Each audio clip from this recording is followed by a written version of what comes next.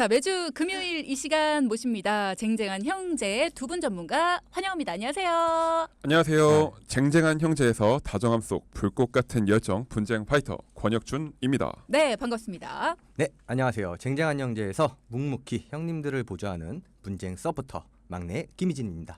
그러면 오늘 분쟁 사례를 시작하면서 두 분이 오늘 많이 도와주셔야 되는 게 사실 보험이라는 게 그렇습니다. 우리가 가입을 할 때는 무조건 나한테 도와줄 거다 생각하기 때문에 내 돈을 내고 가입을 하는 거잖아요. 네. 근데 이게 중요할 때는 막상 굉장히 까다롭게 우리를 도와준단 말이에요. 이래서 안 되고 저래서 안 되고 그러지 않도록 두 분이 미리 대비해 주셔야 되고 또 만약에 그런 일이 닥쳐도 두 분이 발빠르게 도와주셔야 되는 게 두 분의 역할이세요. 네.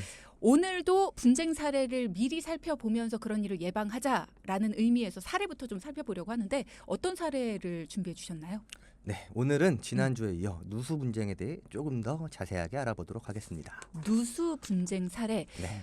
그러면 혹시 기억 못 하시는 분들을 위해서 지난주 내용을 살짝 요약을 해드리면 화재보험을 가입할 때 소유관계 그러니까 건물의 소유주와 화재보험의 계약자 및 피보험자를 잘 설정해둬야 나중에 보상을 받을 때 문제가 없다 이런 말씀을 해주셨었죠. 예, 맞아요. 그래서 이번 시간엔 소유 관계를 잘 설정해둔 이후에 또 발생할 수 있는 분쟁 사례 그 중에서도 누수 관련 보상에 대한 내용들 몇 가지를 조금 더 말씀드려보도록 하겠습니다. 네. 네, 첫 번째 분쟁 사례부터 좀 말씀드릴게요. 네. 아파트에 거주하시던 주민 A씨는 배관 누수로 아래층 세대에 피해가 발생했다는 사실을 전해 들었고요. 네. 업체에 누수 탐지를 의뢰하고 아랫집을 수리하도록 했습니다. 그러면서 본인 집에도 방수, 타일 공사 등을 했고요. 이후 일상생활 배상 책임 특약으로 보험회사에 아랫집 수리비 외에 누수 탐지비, 우리 집 수리 관련 철거비, 방수 공사비, 타일 공사비, 폐기물 처리비 등을 청구했습니다. 그랬더니 보험회사에서는 청구한 금액보다 적은 금액을 보상해줬습니다. 아래층 세대에 피해가 발생을 했고 일상생활 배상 책임 특약으로 우리가 보상받을 수 있다라는 얘기를 나눴었잖아요. 그래서 그걸로 보상 청구를 하셨어요. 잘하셨는데? 근데 왜 보상 금액이 적었죠? 네, 이 경우엔 먼저 누수 보상과 관련해서 일상생활 배상 책임 특약의 보상 범위를 좀 살펴봐야 되는데요. 범위가 또 있어요. 그렇죠. 배상, 우리 배상이라는 단어가 있잖아요. 즉 남의 권리를 침해한 사람이 그 손해를 물어주는 일이기 때문에 당연히 아랫집에 대한 수리 비용에 대해선 정상적인 보상이 이루어졌어요. 다만 보험금이 삭감된 부분은 우리 집 수리 비용에 대한 부분이었습니다. 네, 일상생활 배상 책임의 약관을 보면 이런 항목이 있어요. 손해 방지 또는 경감을 위해 지출한 비용 또는 유익하였던 비용은 보상한다.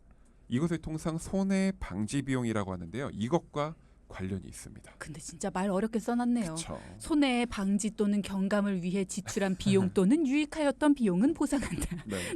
이게 구체적으로 어떤 거예요? 네, 쉽게 설명드리면 네. 우리 집에 누수가 발생했을 때 누수의 원인을 찾아 해결하지 않으면 아랫집의 피해가 더 커지겠죠. 그죠? 네. 원래는 아랫집 벽지에 물이 맺힌 수준 정도였는데 여기서 수리를 안 하면 이게 점점 더 커지면서 곰팡이가 생기고 가재도구 같은 것들이 더 젖을 수도 있겠죠. 그죠. 그래서 나중에 피해가 더 커지지 않게 사전에 우리 집 수리를 통해 아랫집 피해가 커지는 걸 막은 건데요. 이게 보험회사 입장에선 손해방지 비용이라고 해서 자칫 문제가 생겨서 보상을 더 많이 해줄 걸 사전에 방지했다라는 거죠. 그죠. 네, 즉 손해방지 비용은 내가 보험회사의 손해를 경감해주기 위해 사용한 유익한 비용이다라고 해서 보상이 되는 겁니다. 다만 손해방지 비용의 보상 범위를 우리 동키 여러분들도 좀 알고 계셔야 할 것 같은데요. 네. 싱크대 밑에 배관이 터졌다고 가정을 해볼게요. 누수 지점을 찾기 위한 누수 탐지 비용. 배관 교체를 위해서 싱크대를 드러내고 마루에 시멘트를 철거하는 철거 비용.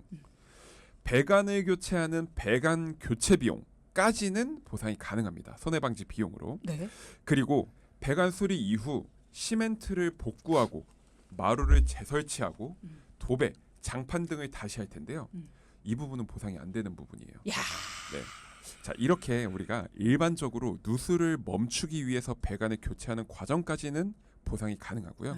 이후 비용들은 보상이 안 된다고 보시는 게 맞습니다. 그러니까 피해가 더 일어나는 걸 막기 위해서 한 행동까지는 보상이 되고 그 이후에 이제 마무리 짓는 단계에서 드는 비용은 알아서 해라. 그렇죠. 네, 이거네요. 맞습니다. 네네네.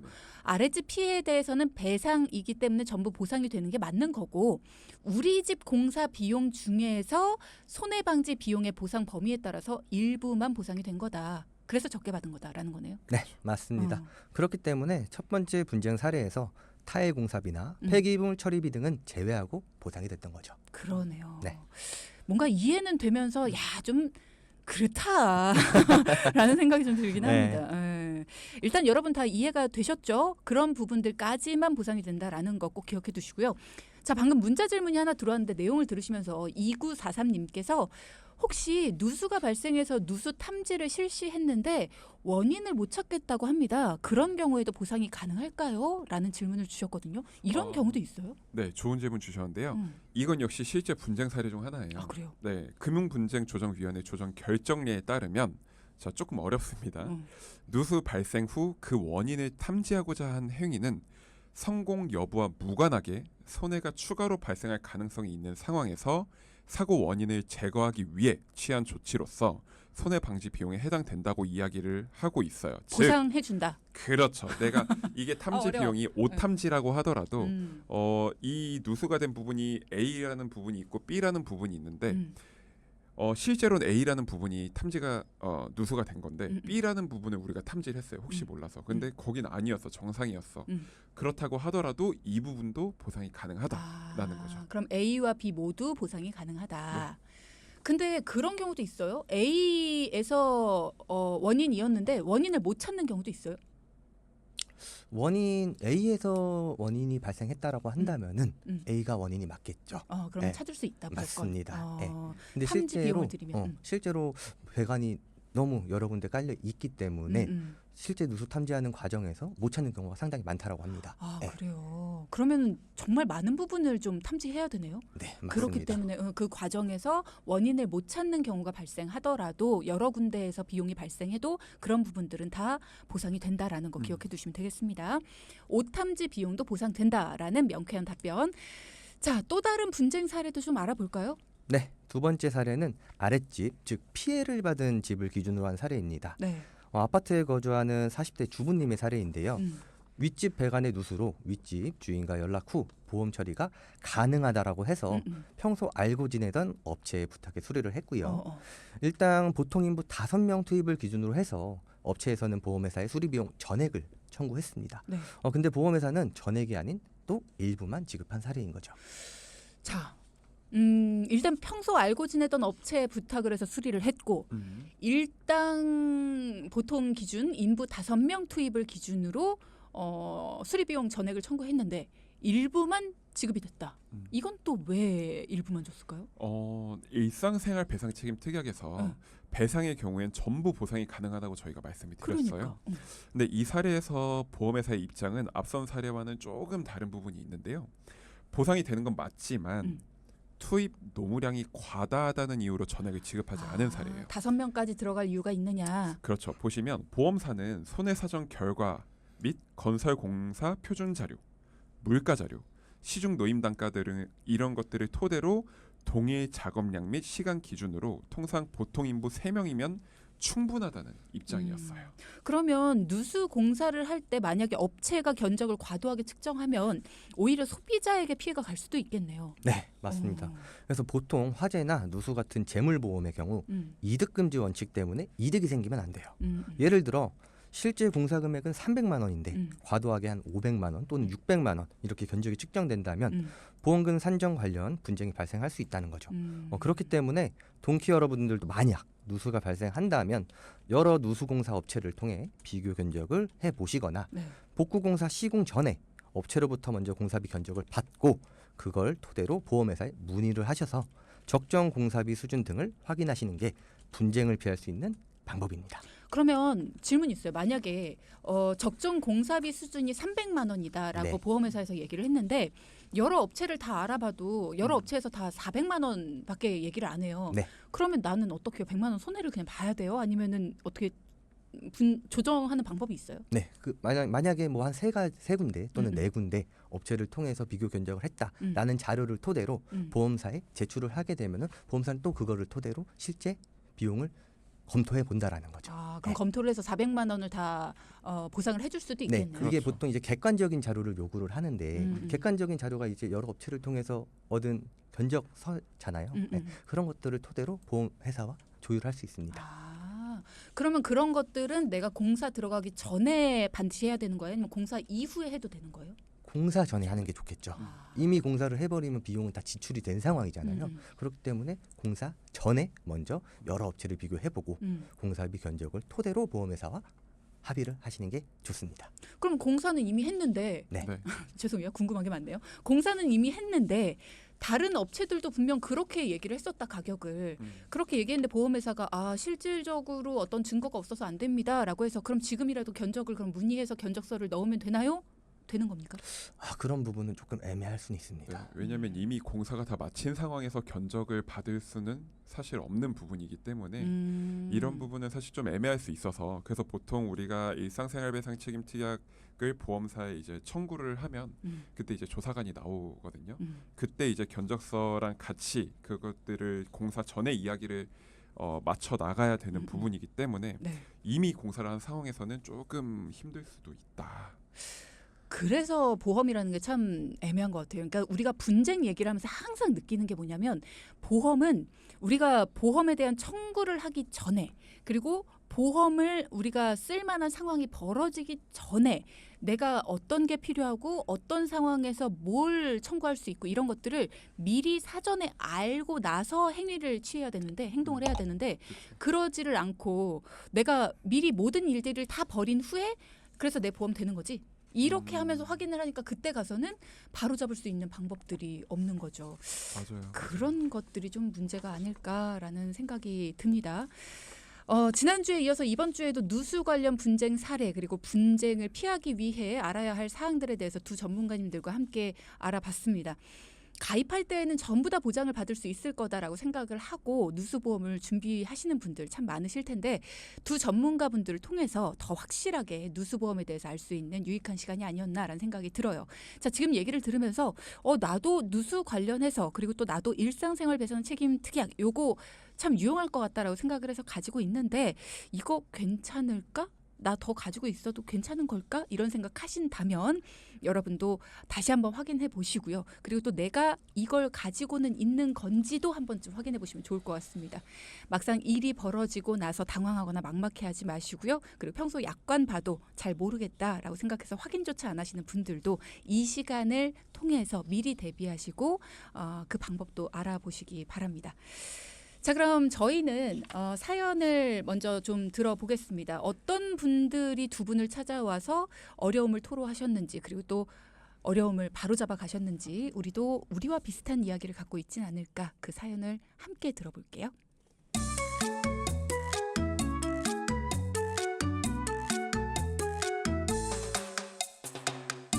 안녕하세요. 저는 20대 후반의 간호사입니다. 일을 하다 보면 정말 다양한 이유로 병원을 찾으시는 분들이 많이 계십니다. 아무래도 업무 중 아프신 분들을 접하다 보니 보험에 대한 필요성을 너무 많이 느끼고 있어 보험을 여러 가지 가입을 하고 있었습니다. 그런데 아무리 생각해도 28살인 제 보험료가 40만 원인 것은 너무 과도하다고 생각되더라고요. 제 수입의 보험료 비중이 너무 커서 저축을 하고 싶어도 부담이 되기에 이르렀습니다. 지금 20대일 때 제대로 된 보장을 점검해 놓고 싶습니다. 방송 잘 듣고 있고 분명 도움 주실 수 있을 거라고 믿어요. 네, 병원에서 근무하시는 20대 동키분의 사연입니다. 가장 가까이에서 사실 아픈 분들을 마주하다 보면 야, 보험이 진짜 이래서 중요하구나라는 그런 생각들을 참 여러 번 하실 것 같다는 생각이 들어요. 근데 보험료가 너무 과도합니다. 두 분의 도움이 필요한 상황이에요. 어떻게 도움 주셨는지 살펴볼까요? 네. 간호사분들은 환자분을 직접 케어하고 관리하시기 때문에 보험의 필요성을 누구보다 잘 알고 계시죠. 사연자분 역시 대학병원 안병동에서 근무를 하셨는데요. 네. 안병동에 계시다 보니 특히 암보험에 대한 중요성을 정말 많이 느낀다고 하셨어요. 그런데 저희가 막상 보장을 살펴보니까 실제로는 암에 대한 보장이 너무 안타깝게 설정되어 있으시더라고요. 네.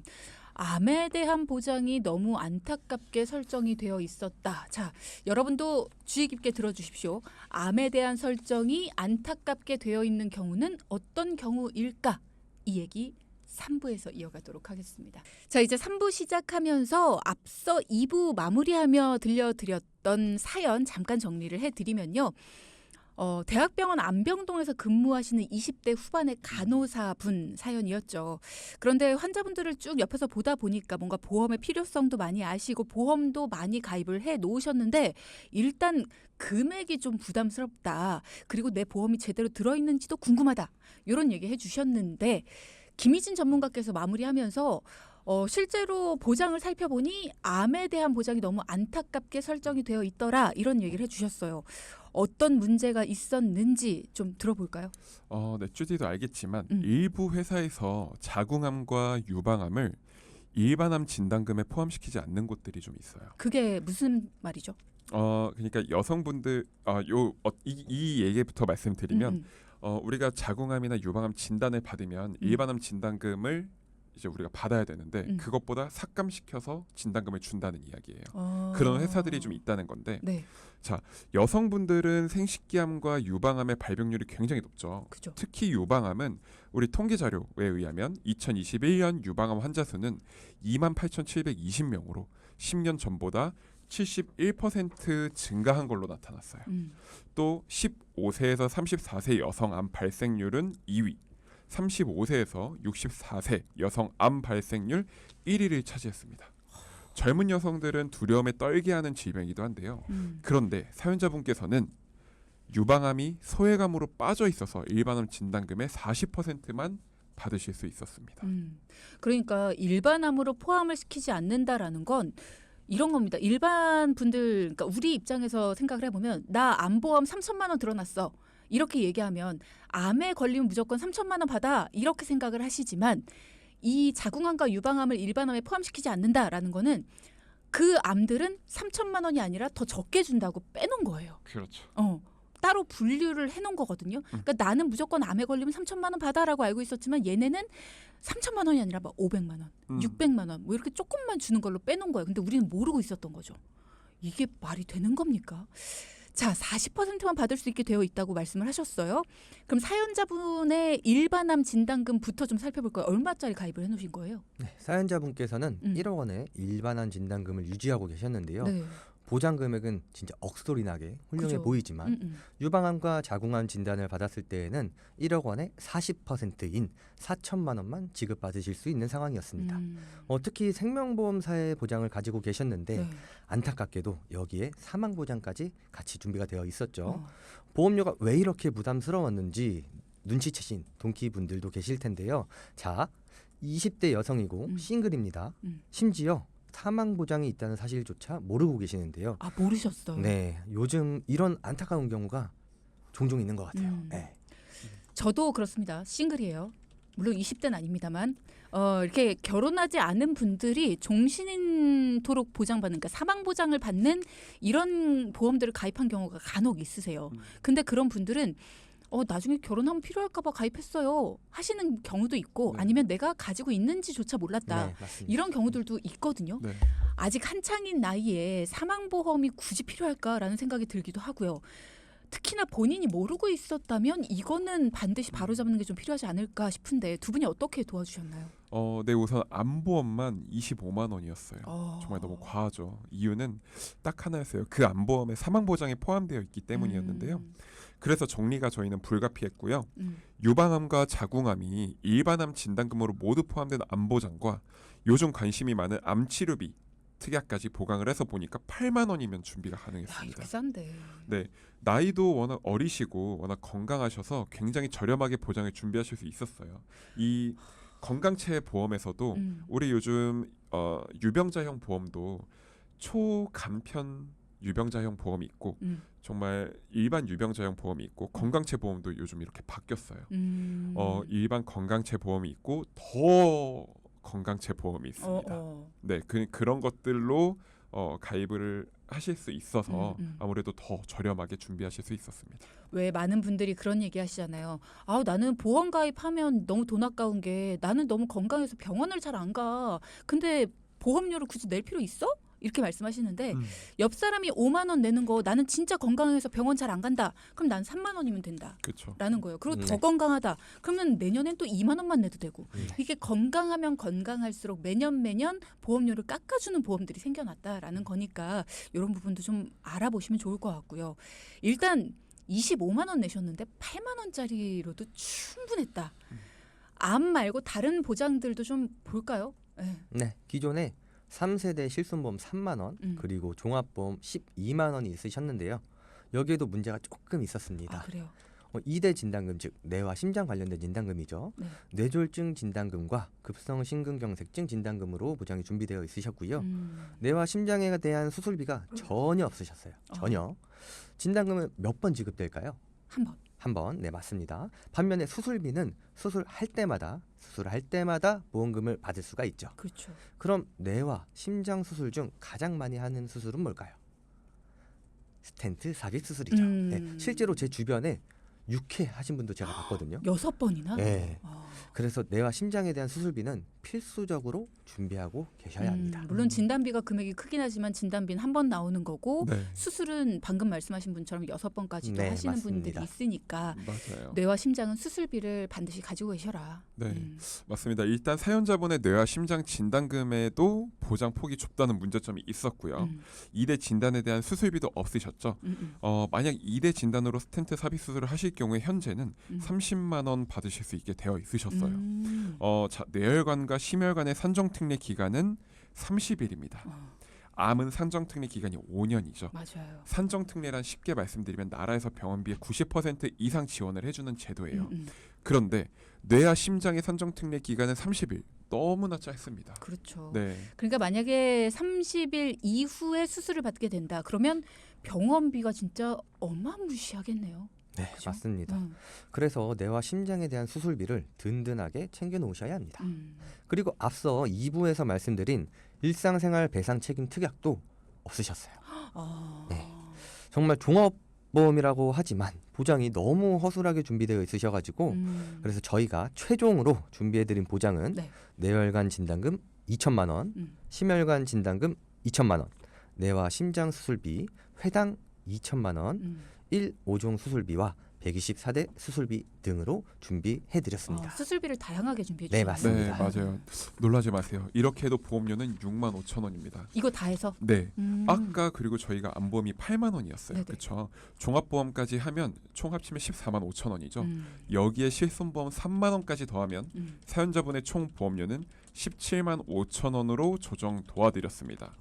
자, 보장 폭이 넓어졌는데 보험료가 저렴해졌죠. 네. 여기서 중요한 부분이 있습니다. 사연자분은 저축도 하고 싶어 하셨는데요. 기존 45만 원 납입하셨던 보험료가 17만 원대로 줄었으니까 20만 원 이상 저축할 여력이 생긴 거예요. 20대세요. 연금까지 미리미리 준비할 수 있다고 하시니까 너무 좋아하셨는데요. 그러니까요. 아무래도 병원 환자분들이 연세가 있으시고 보험을 비롯해 경제적으로 부족한 분들을 종종 보시나 봐요. 그래서 사연자분은 걱정 없이 든든하게 준비하실 수 있도록 꼼꼼하게 점검해서 빠짐없이 도와드렸습니다. 그렇군요. 자, 그러면 오늘의 포인트도 짚어보도록 하겠습니다. 첫 번째. 누수로 인해 피해자 측에 일상생활 배상 책임 특약으로 배상을 해줄 때 우리 집 수리 비용의 일부도 손해 방지 비용으로 보상이 가능합니다. 하지만 과도한 공사비에 대해서는 분쟁이 발생하고 면책 또는 삭감 지급될 수 있으니 주의하시길 바랍니다. 둘째. 암보험이 다 같은 암보험이 아닙니다. 일부 회사에서는 자궁암, 유방암, 그리고 전립선암, 방광암 등을 소외감으로 분류할 수 있습니다. 꼭 확인해 보시기 바랍니다. 네, 두 분 보내드리겠습니다. 오늘 또 수고하셨습니다. 감사합니다. 네, 방송 중에 상담해드리는 내용은요. 청취자 여러분의 올바른 투자 판단을 위해 참고로 드리는 말씀입니다. 금융상품 가입이나 해지 같은 판단은요. 스스로의 책임으로 결정하셔야 한다는 점 꼭 기억하시기 바랍니다.